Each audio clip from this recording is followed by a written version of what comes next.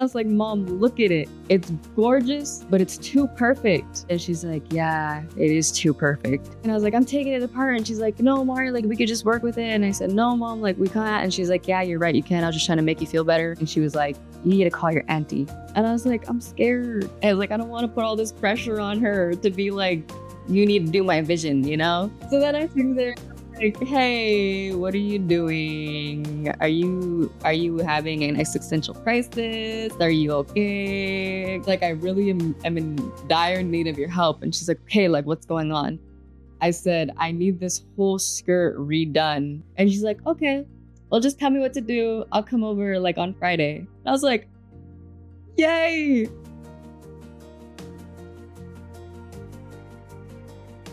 Hello, everyone. I am Jessica Metcalf, and this is Beyond Buckskin, the show where Indigenous fashion takes center stage.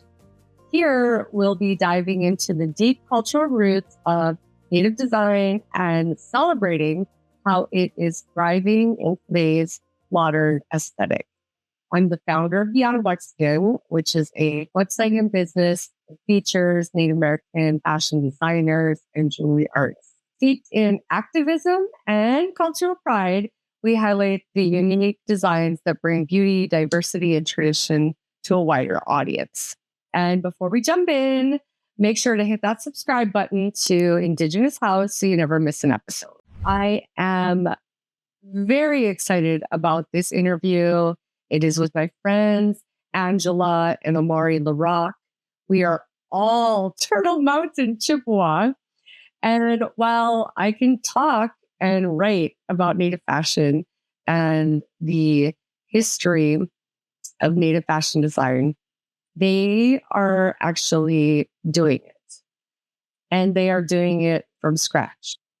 You know, infusing story, meaning, culture, teachings, spirituality, and roles and relationships into each stitch and each accessory. If we can have my friends introduce themselves however they would like to introduce themselves. We'll start off with Angela. Bushiwanin, I am Dr. Angela LaRocque. I am by trade a clinical psychologist in North Dakota, and I've been doing that for it's been over 20 years. So as another thing that we wanted to do is that we created our brand called Bineshi Ikwewag. And it's actually a family collective of artists that consists of myself, Amari, my daughter, and my mother, Margaret Azure. She is not joining us during this time. She's coming back from a medical appointment, but a little bit about our brand, Bineshi Ikwewag. We started in 2021 officially. We have been doing art of some sort, whether it's fashion, regalia, beadwork, jewelry making, painting, pottery, pretty much like our whole lives. Bonjour, Anin. My name is Amari. I can't say Angela, I guess that it feels foreign, but I'm her daughter. I am currently residing in Minneapolis, Minnesota, going to college at the U of M for apparel studies with an emphasis on fashion design. I actually graduated from Turtle Mountain College last spring, and I got 4 different degrees, pretty much emphasizing cultural revitalization and reclamation. So my hope is to just do cultural revitalization and reclamation through fashion and art. That's like my entire goal. I am pretty much living my dream right now with Bineshi Ikwewag and doing revitalization through art and fashion. We are a brand that prides ourselves in all of our stuff being based on cultural identity, whether that be stories, landscapes, old style fashion designs, like things like that. My grandma, as my mom mentioned, taught me the art of sewing and beading and regalia making from the ripe age of like maybe 5. So she kind of has been the person who's been my mentor throughout this entire process. She pretty much taught me everything I know and eventually, set me off on my own to do my own thing and do my own creations. And now it's like I'm the one challenging her as before she was the one challenging me. Then, of course, my mom, me and her collab on a lot of different things. Me and her pretty much like 2 people, same mind. Even though I live in the cities, I talk to her a lot about different creations. And I don't know, there's some sort of spiritual connection there that makes us have the same ideas at the same time. So a lot of the things that we'll be talking about are collaboration designs that we created and added our own touch to. So yeah. Yeah. Nice job, Amari. I just want to mention really quick a little bit more about my mom, who's not here, Margaret Judy Azure Kakinawash. Her nickname is Judy, but she really is matriarch of our family. She's like a 5-time cancer survivor. She just is in recovery from a bone marrow transplant last year, but she just went to appointment today. She got the clear where she's doing really well. And she's like a brand new person. I want to say, like, I'm also married to my husband, Wiley. I've been married to him for 27 years. And we also have 2 other children, Clay, LaRocque, and we have a senior right now, Ashlyn Quill, who also does art. She's part of our brand as well, but we're just giving her time to focus on her senior year of high school. So I'm sure as soon as she is able to create, she'll be joining us with doing more things. And that's one thing about our family is when it comes to our focus and what we want to do, we don't always have a focus. We are Turtle Mountain Chippewa, Anishinaabe. We are also Cree based here. And one really important fact about our family here is that we are the lineage of our tribal chiefs that established the reservation we live on. And so a lot of what we promote and what we have in our designs and what we do spiritually as a connection to our designs is related directly back to a lot of our ancestors, their pictures, stories that have been passed down, regalia that we still have in the family, songs that have been passed down. I have speeches of some of my grandfathers and my grandmothers were very much part of my life, and some of my great aunts as well. I had a really prominent auntie, a great auntie that was a spiritual leader in my community that I really, really looked up to my whole life. And a lot of like my basis for my spirituality comes from her. And it really sticks with me to this day and resonates in how I want to create. What I really want to do is talk about your latest collection. You launched it in April in Minnesota, in the Twin Cities, and it included 13 looks. That number is incredibly important to us. It is the moons. It is who we are as women, as humans here. I would love for you to give a very broad overview of the theme of this collection, kind of like the general concepts, because this was for an event that was looking at water, like all of the important aspects of water, protecting the water. And then we will do some deep diving into them because each piece is a masterpiece. And I love hearing the process, the story, the meaning, the ups, the downs, and all of the fun moments and the challenges. You guys want to start talking about the inspiration, the concepts behind this collection of 13? So our collection, like I said, it was for Native Nations Fashion Night in the Twin Cities, Minneapolis that we did. And the water was the theme. The water is very sacred to us. So we decided when we were asked to do this, that we were going to focus on the sacred stories of water within our own culture, within our Anishinaabe culture. Like Amari said, we're kind of like 2 peas in a pod, or one mind with 2 separate people.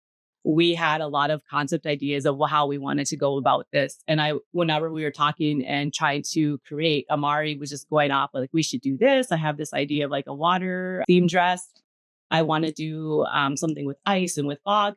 And then ultimately we were like, we need to start at the beginning, with the beginning of us, like where we come from, how we were dressing, very much wanting to take like a old style of all of our looks from back when we were, back in the day, to make them more modernized. But we didn't want to lose any of our culture and translation, some of the fashion that they were wearing in the late 1800s, early 1900s, but yet make it our own flair. We decided to pick sacred stories of water so we could actually share about our culture. We picked Bineshi Ikwewag to have that name because we wanted to have a brand where people actually had to learn Anishinaabe and speak Bineshi Ikwewag to even know how to say that. And that means bird women. And so in our culture, we have like thunder beans and we have hummingbirds and we have all these birds that represent like so much aspects of our spirituality in the seasons. That's our logo is a thunder bean. And the thunder bean is what brings life, to the Anishinaabe people, like in the spring with the thunderstorms and with the rain and the new beginnings. They're very powerful creatures that have strong representation in our culture, even within our family.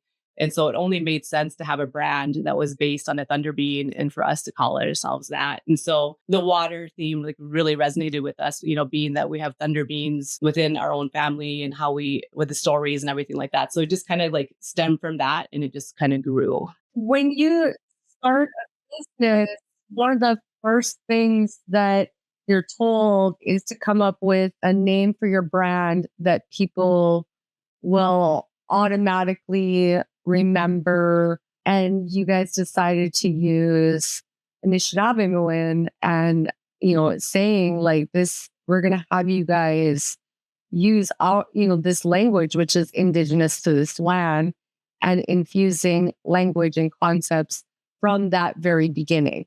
I think that is important because that is one of the core elements of your business, of your brand is, hey, we're teaching and we're going to make you listen.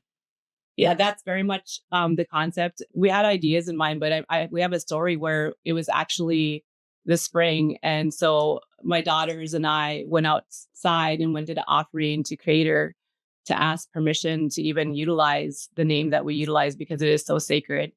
And knowing everything that it represents and knowing the symbolism of all of it. And with that too, we knew in our heart, we wanted to have a brand that's not only going to represent us and the fashion designs and the creativity that we have, but we wanted it to actually represent the other world. It's like we walk into a world as Native American people and the spirituality, the stories that we hear. And it's like, how can we as a brand bring some of these concepts to life and to actually have them resonate with people? Like, we didn't just want to be a brand. We wanted to be like a mood that's going to captivate people, that's going to like resonate with them, to say like they're telling these stories that we wouldn't otherwise know how to create or have them come alive. Like, this is the very first look that came out on the runway. This one is actually kind of a little bit controversial in a way, because typically you don't see a female wearing a roach, which is like often seen with like regalia in our powwow scene. But back in the day, like in the 1900s, you're thinking about like trade back then in our culture, in Anishinaabe, with Termont Chippewa, we were part of that trade system. Very much that's how we were able to get a lot of the articles that we used back then and to incorporate them into our daily wear. And so really what it came down to is with this roach is that the men often had it. And sometimes the women wanted to play dress up too. They had events and ceremonies and different things that they would dress up for. And so we actually did find like old photos and documentations of Anishinaabe women wearing roaches. And we just wanted to really bring that into this look because it's so powerful. And with that, like the applique, I actually designed the applique with my mom, and she created and made it to life in this. And we had this design concept, but we really wanted to dive into some of the traditional wear of the women back then. And with, they had aprons, they would wear like, the ribbon skirts and like the peasant type tops. And they really just made whatever they had on hand their own to make it fancy. One thing, about like Anishinaabe is that we're really big on floral applique. That's really a representation of who we are, I think, within our culture. And so I wanted to really bring a strong opening look, showing people like who we are. This is our applique that we do. These are our flowers. And these actual flowers on this look represent some of the water flowers that actually grow around our slough areas, our lakes, and near the water. So a lot of these concept looks actually came from the ride back from Black Hills to North Dakota. We were all really, really excited to start creating different things. And my dad, he was so passionate about like half of these looks. He was like, you need to do this and this and this. And so with this woman look, I know there's like an apron and that symbolizes our grandmothers, and the same with the suede top. At the time, there was a whole thing going on Facebook and Instagram over this drum group we have back home. And it's not a drum group in terms of like women singing on the big drums, but it's a drum group where people have their individual hand drums and are singing. And so it kind of went viral on Facebook for a little while, with people having their own opinions about women, having drums. And so I was talking to my dad, I was like, how can we piss people off the most? Which is like kind of just a joke, but also like it was a way for us to like express our frustration with how people have like pushed away and got away from tribal identity. Like they don't understand that different tribes have different, things that they got going on. I was like, I need her, I said, to walk down the runway, I said, with a hand drum, like kind of saying like, heck with you guys, we're going to do what we want anyways, regardless of your opinion, but also just to show that there's so much culture and history behind certain tribes that people never even think about. And you can't ever dismiss, that history if you're from another tribe. This was our controversial, I mean, there's plenty of controversial looks throughout this show, but this was one of our most, I said, old style controversial, just because we wanted her to hold that power of displaying the hand drum and wearing the roach, and to just show that in our tribe and a lot of other tribes, like, women are powerful, women are song carriers, women are leaders, they're not to be dismissed, and so on and so forth. So that's kind of the power that goes behind her. And we were very, very specific in her being the show opener, because we wanted to show that we are like a women empowered brand. Not to say anything against the men, but just for this show specifically, like, we wanted to just show like the power that like women hold in our culture. Oh, my dad looks so cute in that picture. It's so funny. Sitting in the mirror. I mean, that's a powerful opening statement that you guys made. Definitely.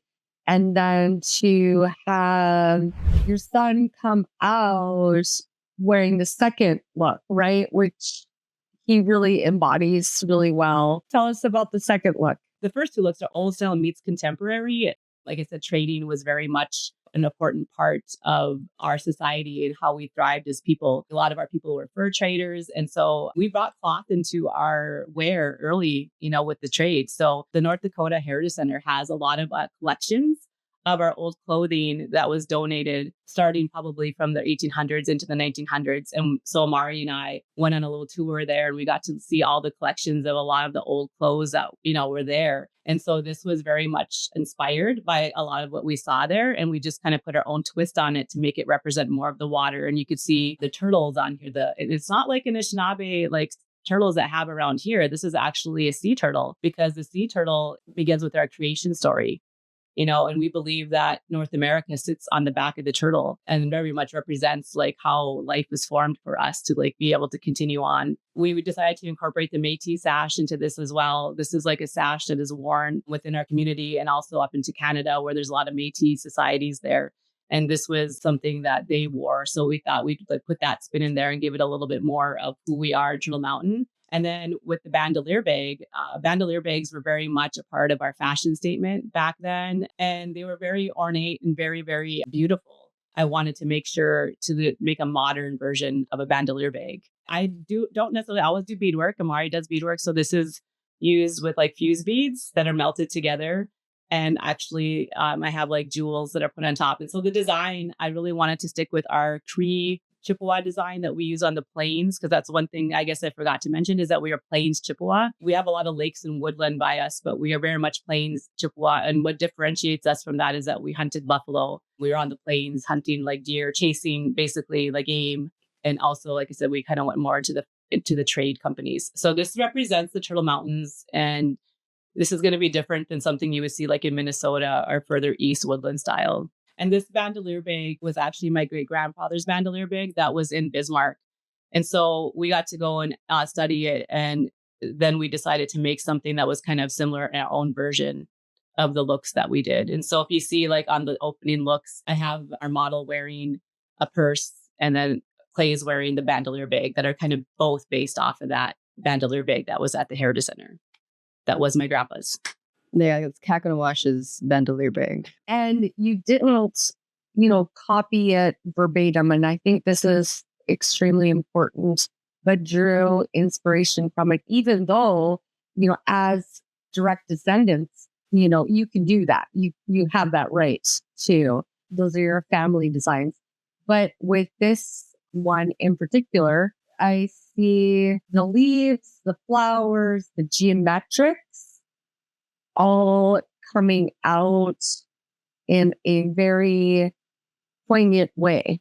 And I will add though that a lot of like Anishinaabe Cree people like don't embrace the geometrics. They always focus a lot on like the floral part of it. But we personally think the geometrics are what make us unique as a tribe. And you really don't see them much, even in like regalia and fashion, whatever else. But I think they're slowly making a comeback. I went to a few pals and I started seeing a little bit more of them. But before, geometrics were always kind of like a Lakota thing, Dakota, like a MHA thing. It was never really emphasized that the Cree people also had geometric patterns. Kind of want to throw that in there. Yeah, for sure. And I think a lot of that has to do with the US-Canada border, where we are right on it. We have relatives on the north side of this border. And so that really has been emphasized since 9/11. So trying to remember that that's our family, and somebody's trying to sever that. And we're trying to show you just through design with the floral woodlands and the plains geometrics that we work within these multiple worlds. And so I really love this old style meets contemporary look. I think you guys did an amazing job on it. And I love that you incorporated the horsehair. I think you got some horsehair in there. Yes, I did put horsehair on there. And then just the design itself, it's like we had to do our blue Thunderbird because that's like sort of like our logo. But again, we're Turtle Mountain, which we have no mountains here. We have hills. So the representation on the bag itself, if you look, has hill type mountains on there that represent our land and where we come from. And of course, the powerful lightning bolts of, the beautiful thunderstorms we get here that cleanse us in the spring and bring our ceremonies that we have in the spring. I just wanted to really have something that resonated with the thunder beings when they come. If you look at a lot of our old enrollment of our original members, a lot of them had names that were lightning and thunder storms and storm clouds. Like if you translated their names, that was a lot of our ancestors. They had names like that. These pants in particular are inspired by a look from, again, when Amari and I went to the collection, we found these old leggings. They weren't pants, but they were these old chevron. They just used whatever they could find for material. We had no idea what all the material was that they used, but these chevron pants were beautiful. And so we just wanted to make something that was, again, inspiring from that look. And this is what we came up with. Just to speak on the horsehair, everything we do is very intentional. So we are considered horse people too in the Turtle Mountains. And it's basically showing us that we're connected to those horses and that horses are healers and they're a big part of who we are in the Turtle Mountains and our family. So the bag itself is very sparkly and it just shimmers. It's hand jeweled. So every sparkle on there is one jewel. And it was really time consuming. But when I made this, it came to me in a dream. And I woke up that morning and I just knew I had to make it. It wasn't something I even intended to do for the show, but I had this idea in my head and I just went to it and I just went with it and I worked with it. And then the symbolism just started coming to me even with the straps. But this was the vision I had of what I needed. This is the third look. This is reflection, correct? Yes. Fun fact, that's also not so fun. I had a panic attack watching this dress go on the runway. It finally hit me that, oh my gosh, I'm a designer. And I was just I wonder what everybody thinks. And then I got so oh, it was so crazy. Anyways, this idea sprouted from our trip on the way back from Black Hills. And it was a sense of just what do we interpret water as? And so we were just kind of brainstorming and throwing around different ideas of what water is to us. There's the states of water, ice, fog. There's water stories, like the Benishis and the Michiganabik and fish people and the mermaids and whatever. And there's also what can water represent? For me, I decided that water also represents reflection and water represents looking back on not only your past self and how far you've come, but also reflecting in order to improve yourself to better your future. That's kind of how this look came to be. So I said I wanted something dark. The darkness represents, all the grief and sadness and pain that we go through while reflecting. And like I said, this past year had been crazy. And then I felt like I did a lot of self-growth and preparing to move and, trying to shift into this new chapter in my life. So I knew immediately that I wanted the color to be black in a shiny black or a reflective black. And then all the little mirrors on it, the mirrors represent, reflecting bad energy off of you. There are over 300 individually sewn mirrors on there. The top and the bottom actually started off in the sketch. And when I first made it as being together, I had tried it on and I didn't like the way it necessarily fit. And so I was like, and this was like literally a few weeks before the fashion show. And I was like, I'm taking it apart. And my mom was like, don't do it. And I said, I'm taking it apart. And so then I ended up taking it apart and like it a lot better. I thought the pieces fit better together. And this model, you can't really tell in this picture, but she is so tall. Oh my God, she's like 6'3". And so I'm like 5'4", so I'm almost a whole foot smaller than her. So when I was making it, I was like, oh my gosh. I was like, is this even gonna fit her? Like, she's so tall.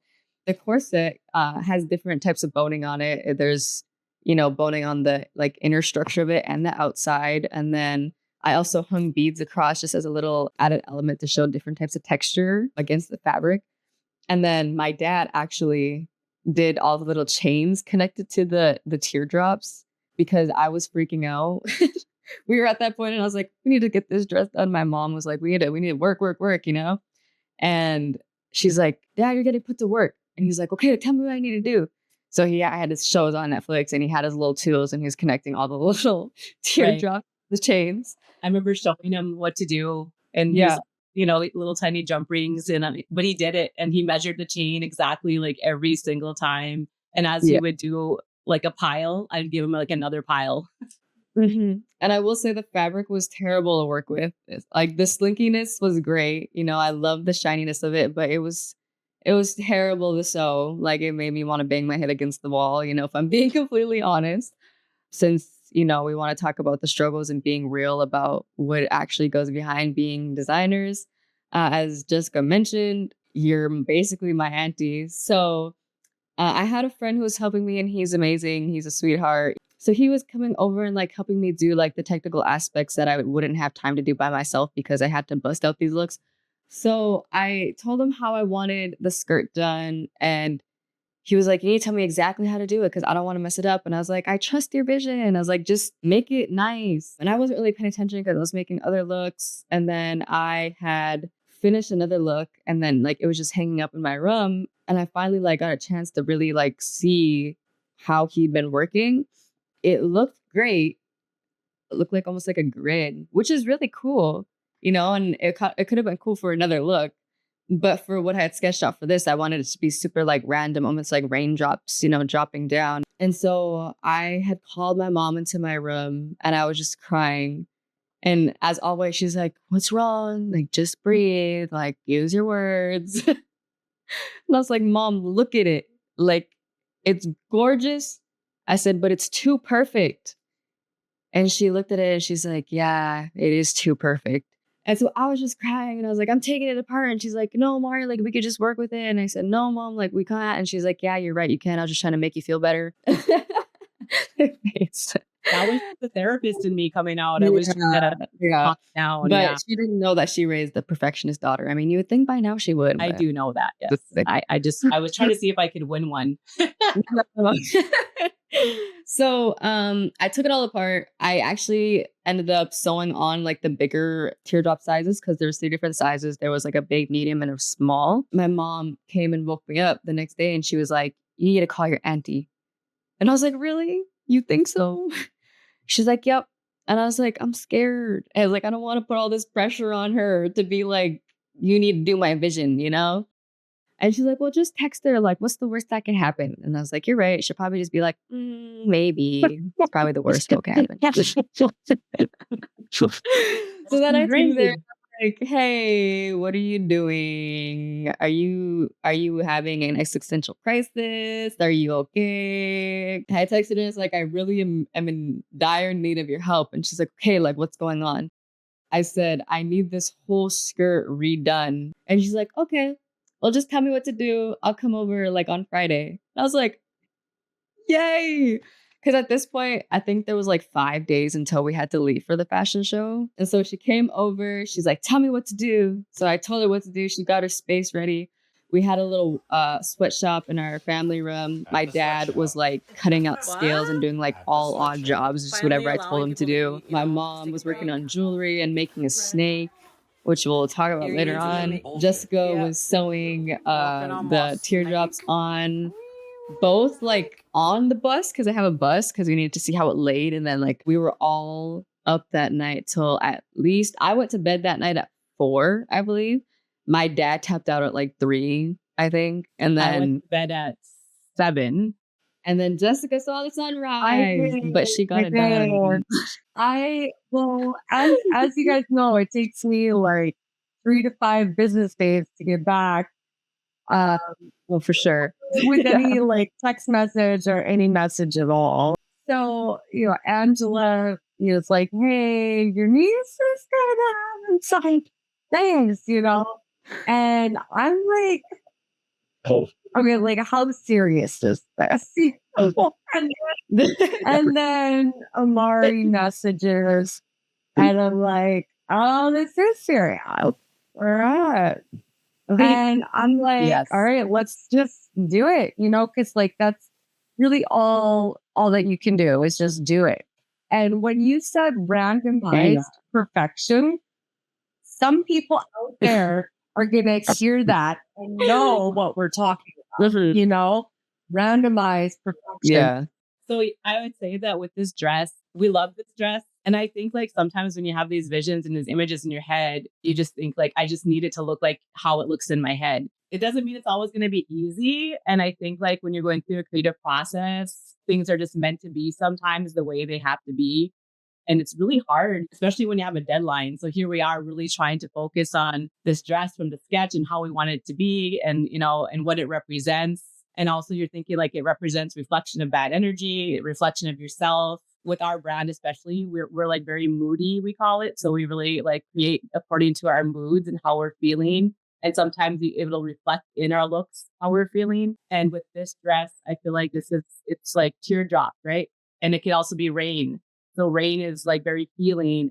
Tears are very healing. Creator gave us tears to have a release and we're supposed to cry. That's why we have tears. And so making this dress, I felt like it was just really meant to be a challenge because there is a lot of healing. And it was actually a very good night for us. Kind of stressful, but I remember my mom, like I said, is in recovery from her cancer and she's learning how to live life again. She was like kind of tapping out and like going to the casino to go play the machines because she was like being very avoidant about wanting to create, even though she had her own stuff she had to do. Finally, Jessica, she's like, let your mom be, let her go have fun. And I'm like, oh, okay. I had to let go of that. And I had to start really reflecting on my own life as we were like creating that night. And so there was a lot of like self-reflection from all of us, a lot of sharing.